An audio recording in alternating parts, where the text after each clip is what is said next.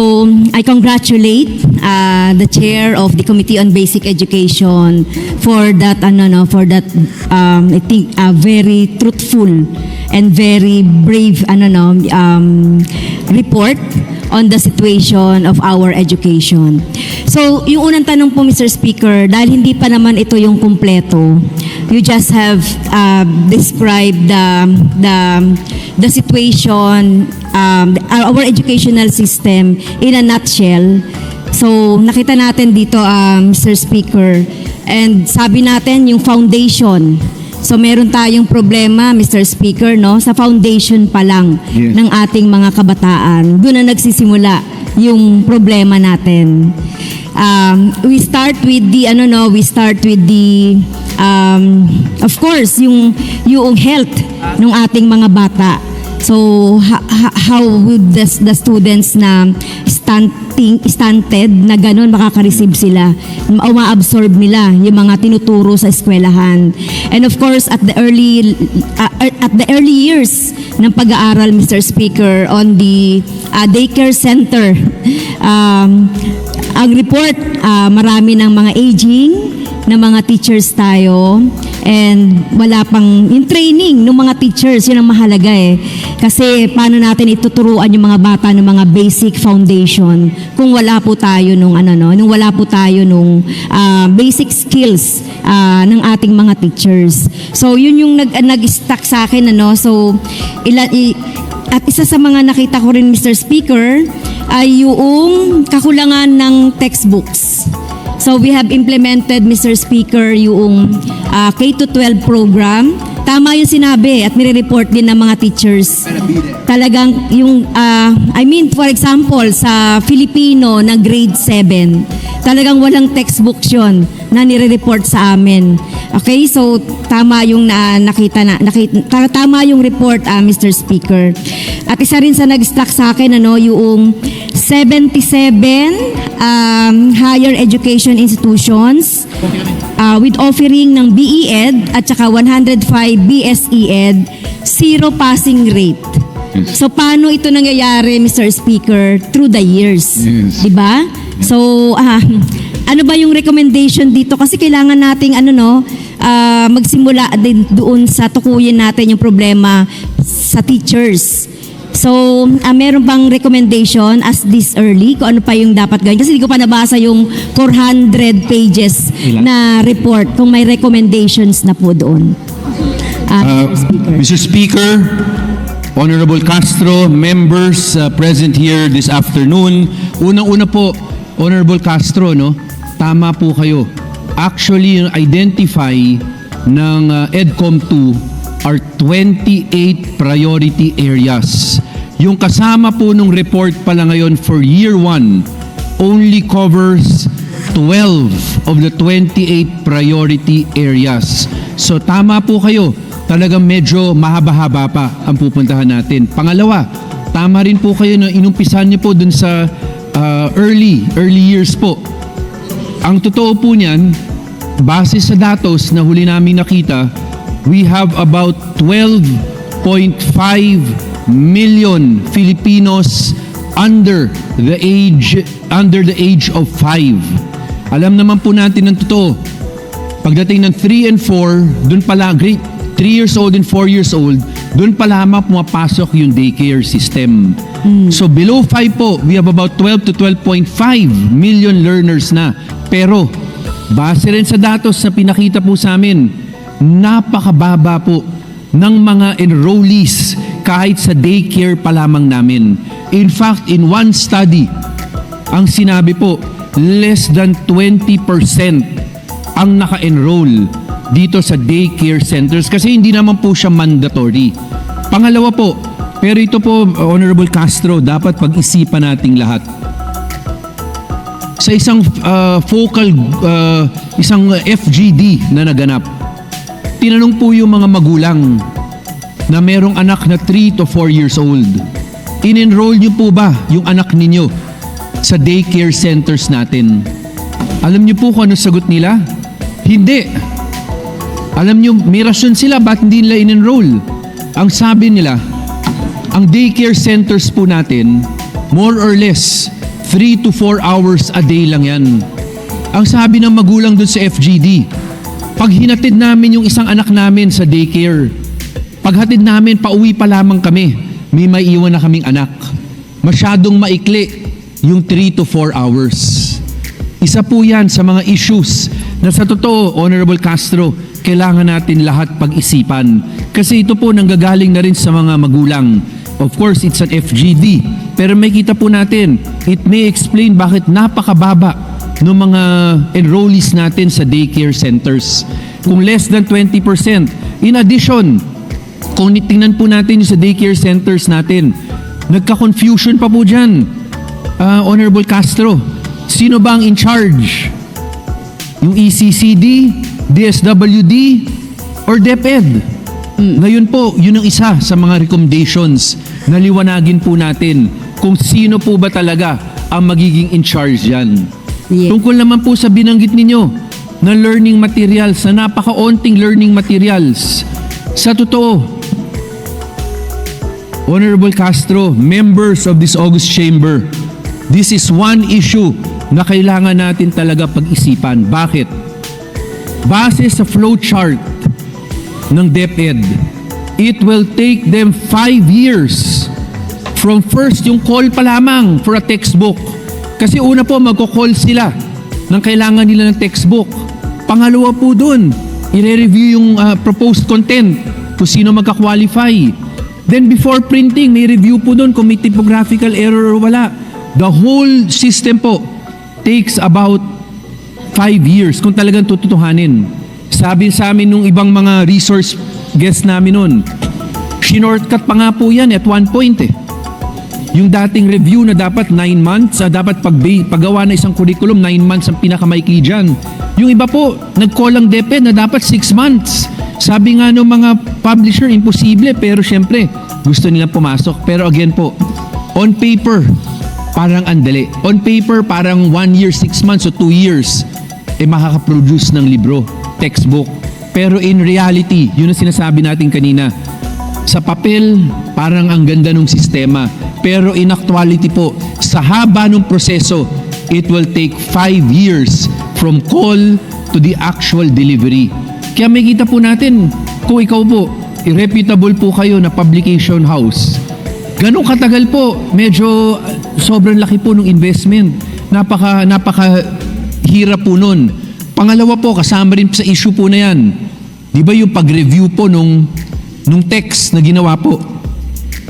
Sa totoo po, wala tayong independent group.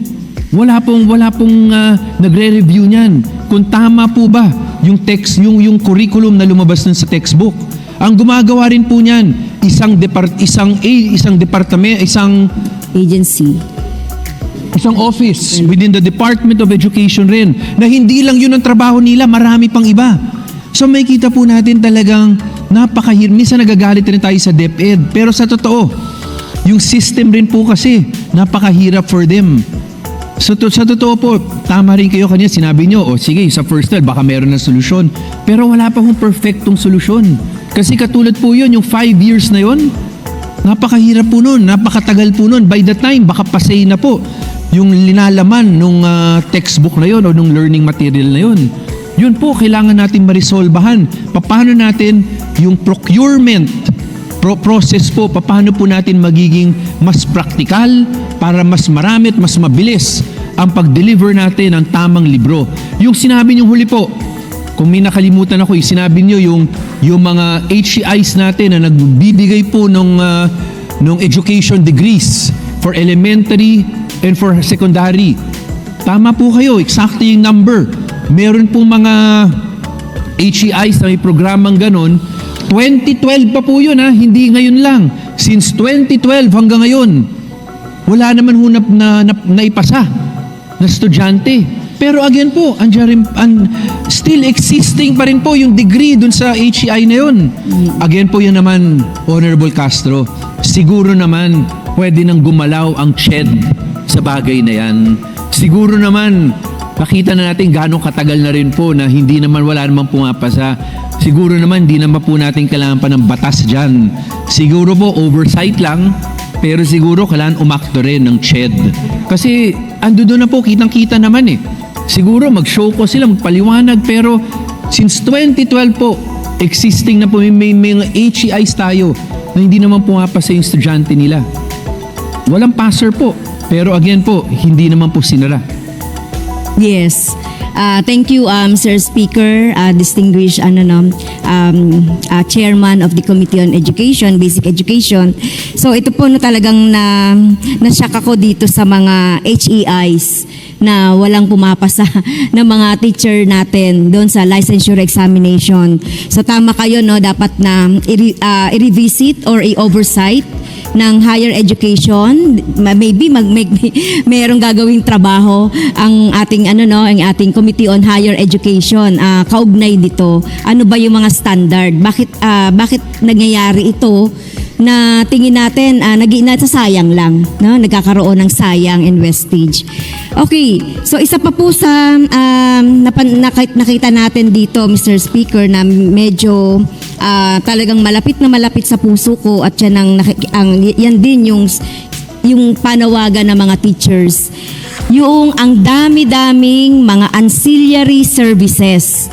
So napansin ko doon, kinunan ko pa nga ng picture, yung 50. Hindi lang yata 50 yon, Mr. Chair. Baka mas marami pa doon yung yung mga ancillary services na, Mr. Speaker, na pinagagawa sa ating mga teacher. Okay? So halimbawa, yung pamamalengke sa feeding program, si teacher umagang-umaga, alas 4, alas 3 namamalengke na yan namamalengke na yan para iluto sa mga feeding program. So gawain pa ba yun ng teacher? So sana hindi na. Alam niyo po, yung mga binabanggit natin na mga gawain, ito yung 4Ps. Sinasabi ko na, matagal ko lagi sinasabi dyan, nagmo-monitor ang teacher ng mga 4Ps. Gawain pa rin ba yan ng teacher? Makakatulong yung teacher dahil pwedeng mag-coordinate. Pero dahil nga tayo ay may learning crisis, at through the times, Mr. Speaker, napansin natin yung dami ng mga pinagagawa na sa ating mga teachers na hindi naman talaga nila gawain. So to the detriment of the education ng estudyante. Kasi hindi na makapag-focus yung mga bata. Eto, may sinasabi pa nga sa akin, sana Kong Franz, makagawa ka rin ng bill na sana ay pag off hours na ang teacher, o Saturday and Sunday, hindi na siya tatawagan ng principal niya o ng PSDS niya o the supervisor niya na mag-submit ng report. Biro nyo, wee hours of the day. Siguro natutulog na siya noon or nagpapahinga na. Masasubmitin pa ng report. So yun yung mga problema natin na pwede naman na sigurong gawin ngayon ng DepEd yan. Tanggalin yung mga ancillary services. Kaya lang ang problema natin, Mr. Speaker, parang kulang para sa akin yung 5,000 a year na binadagdag sa mga education support personnel. Nung weekend, Mr. Speaker, galing ako sa Mindoro. So nalaman ko doon na although meron namang mga education support personnel na hinire, pero kulang po itong 5,000 nationwide. Kaya dyan pa lang pwede nang gawin ng DepEd yun eh. Tanggalan ng ancillary services ang teacher so that makafocus talaga sa teach. Kung meron tayong read, meron tayong teach. Dapat, di ba, nakafocus si teacher sa pagtuturo at hindi niya naiiwan ang mga bata dahil may report, mayroong nirarush na mga report at iba pang mga co-curricular activities na nakaka-distract din doon sa pag-aaral ng Honorable Castro, siguro madagdagan ko lang yung sinabi po ninyo.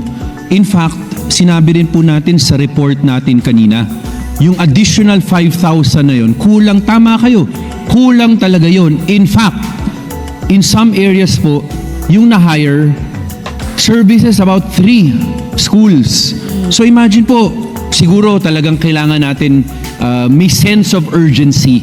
Kailangan pabilisin po natin itong pag-hire.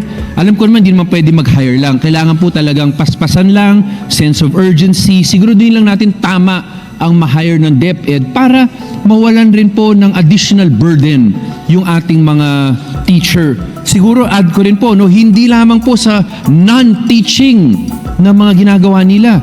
Nung Thursday, sa isang EDCOM 2 meeting na naganap po dito sa Mitra Hall, RVM, pinaalala rin po natin sa DepEd, sa NEAP, yung National Educators Academy of the Philippines. Ginawan po natin ng batas yung Excellence in Teachers Education. Sinabi natin sa kanila na marami rin mga guro ang nagsasabi sa atin na napakaraming training, napakaraming seminar na kailangan sila lumabas ng paaralan nila para lamang attendant to mga to. Sa totoo, yung ibang sinabi nga nila sa akin, hindi naman ganun ka-productive yung pag-attend nila. Sa traffic rin po, nalilate pa sila. So, nangyayari po, walang teacher doon sa classroom. Wala naman magsasubstitute kung ganun kaikli lang naman yung mawawala sila. Pero para sa estudyante, walang klase habang nasa seminar.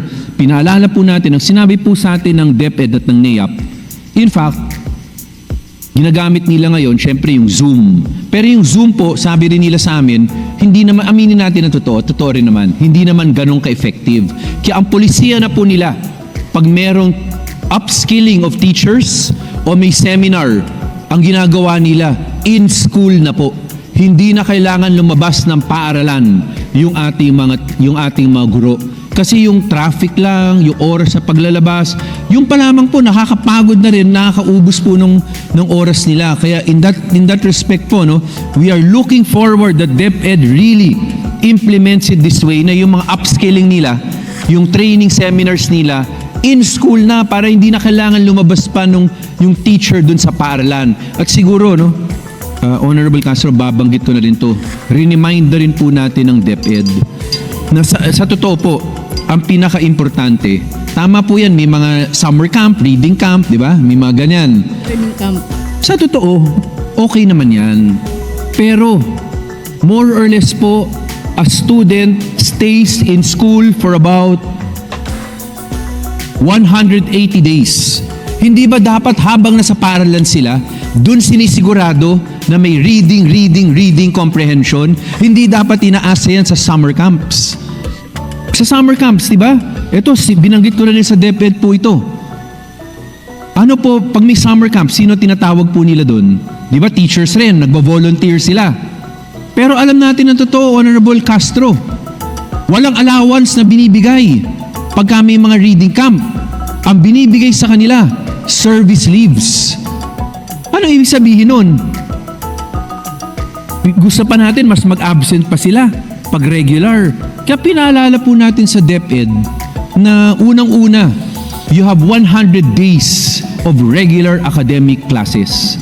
Doon pa lamang dapat siguraduhin natin, tama, sigurado, yung curriculum, natututo yung mag-aaral. Hindi dapat may bridging pa. Wala akong problema sa bridging. Pero dapat hindi tayo nagbi-bridging. Dapat sa main pa lang, natuturo natin. Pangalawa, kung kailangan talaga, huwag naman natin iwan yung mga teachers na binibigay natin sa kanila. Libreng lunch o merienda at service incentive leave. Oras rin po yung binigay nila doon. Kung gagawin lang natin yun, siguraduhin na rin natin may budget tayo, may allowance tayo na bibigay sa ating mga teacher. Pinaalala na rin po natin sa DepEd yan. Yes, oo. So, tama, no?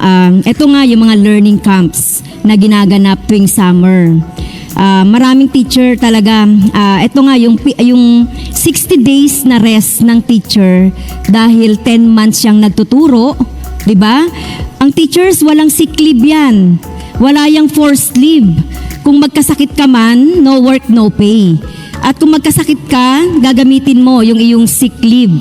Hindi ito na mo-monetize. And even yung overtime ng teachers ay hindi rin binabayaran.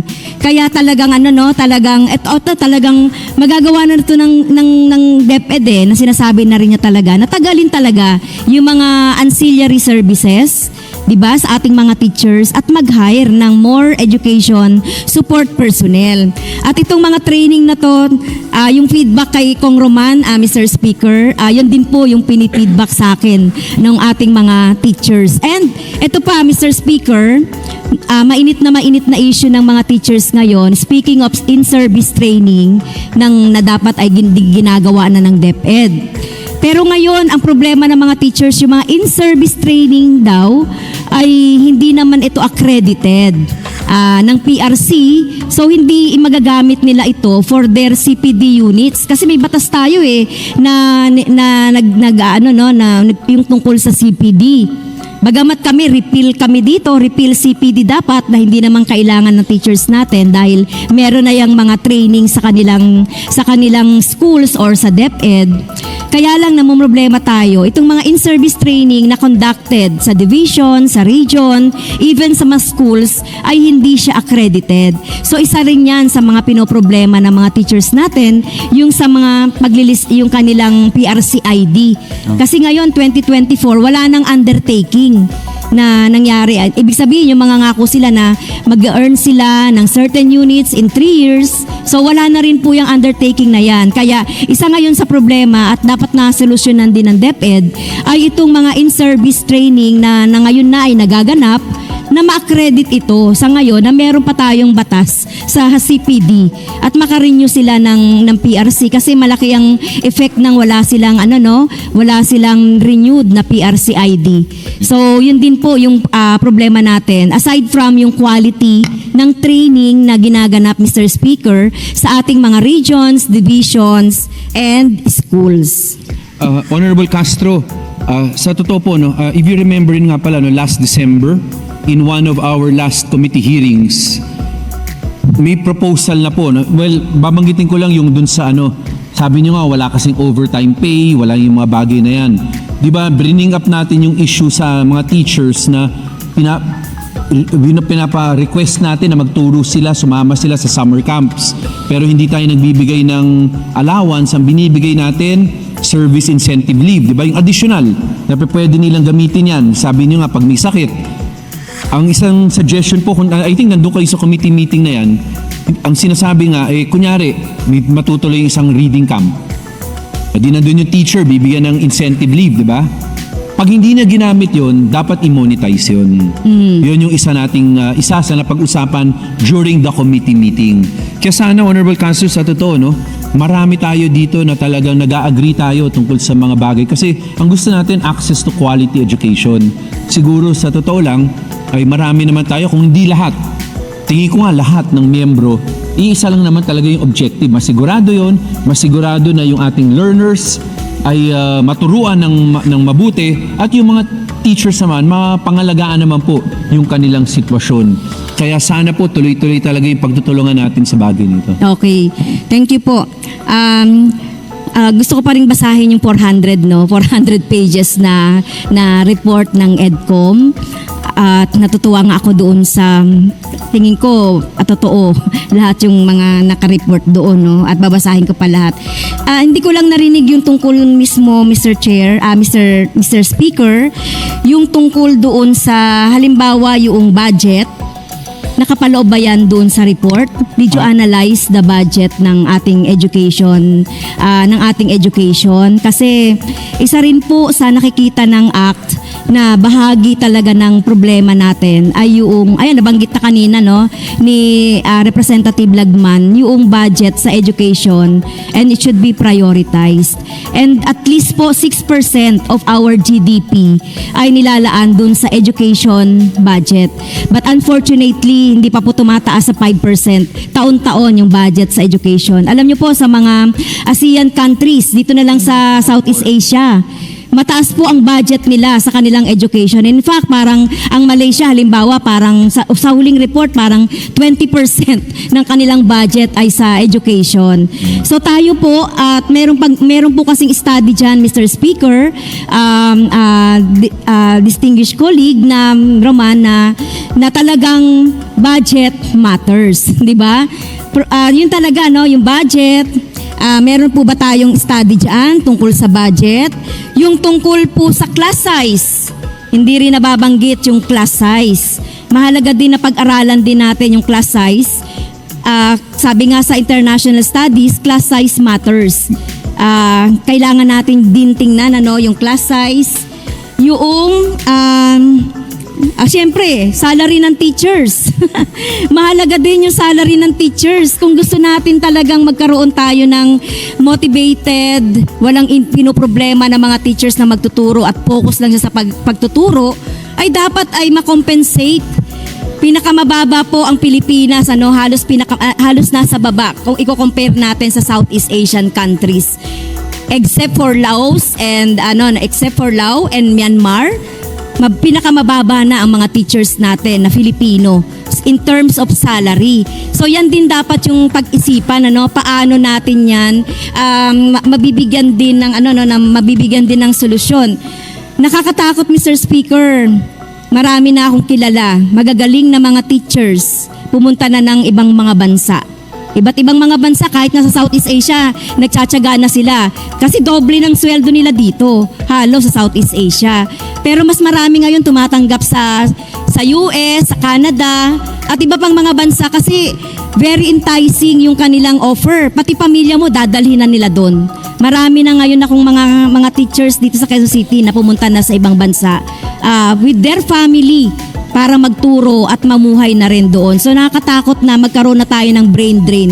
Yung ating mga magagaling na teachers ay nandoon na sa ibang bansa, pinakikinabangan ng ibang nasyon. Kaya yun, sana pag-aaral sa salary, yung ayun nga, yung budget, yung medium of instructions, at saka iba pang mga benefits po ng mga teachers. So kasama ba yan sa EDCOM po? Maraming salamat, Honorable Castro. Katulad ng binanggit ko kanina, there are 28 priority areas.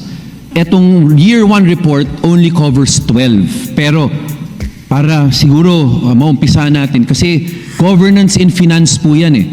Sa totoo po, napakalawak po ng discussion na priority area na yan. Part yan, kasama na rin po dito sa Year 1 report, pero hindi pa yan kompleto kasi sa dami rin talaga ng napapaloob sa priority area yan. Pero mabanggit ko lang, sa kasalukuyan po sa national level, almost 4% na po ang sa GDP ang ginagastos po ng national government. Pero dapat po maalala rin natin, hindi pa po counted doon yung ginagamit po ng local government. Nabanggit rin po yan during the meetings ng EDCOM 2. Kaya yun, hindi naman ganun kabilis talaga yung pag-aaral po na yan dahil iba-iba po talaga yung budget ng local para makita natin talaga, lalong-lalo na sa mga area, yung kunyari urban centers like NCR, na alam natin maraming mayaman po dito ng mga lungsod, mga syudad. Gusto natin malaman yung SCF ba nila, yung regular budget nila, magkano ang kanilang contribution in addition to the 4% of GDP na binibigay po ng national government. Sa totoo, tama kayo, budget matters. Pero ang totoo rin po, kailangan rin po tama yung paggamit. Kasi nangyayari po, nabanggit namin kanina sa report, mababangit na niyo po sa report, maraming batas, may budget. Halimbawa yung textbooks, sa totoo 1 billion per year yun. Pero hindi nga nagagastos yun. Kasi nga hindi na-implement. Karamihan po ng problema is implementation. Karamihan po ng problema ay yung mindset po na kasi fragmented rin po yung education system natin eh. Dati po, isa lang eh. Meron tayong basic education, may higher education tayo, may tech voc tayo, tapos may ECCD pa rin tayo po for early years. Dapat po, nagtutulungan yung lahat ng departamento. Pero sa totoo po, fragmented rin po yung cooperation dun.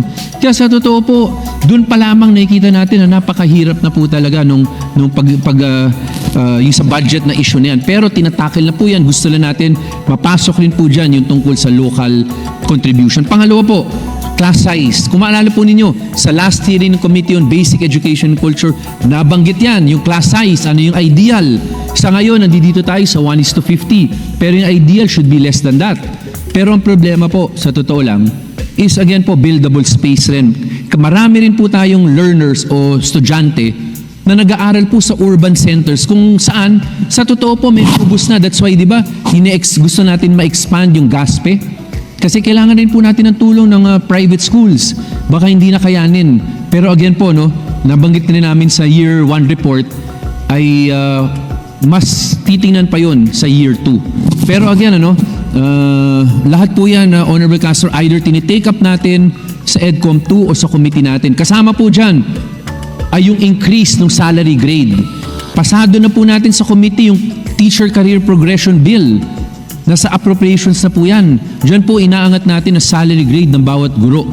We have about 800 plus thousand teachers. Ang lahat po yun gusto natin magka-salary upgrade. Honorable Castro, your time has expired. Ay, okay.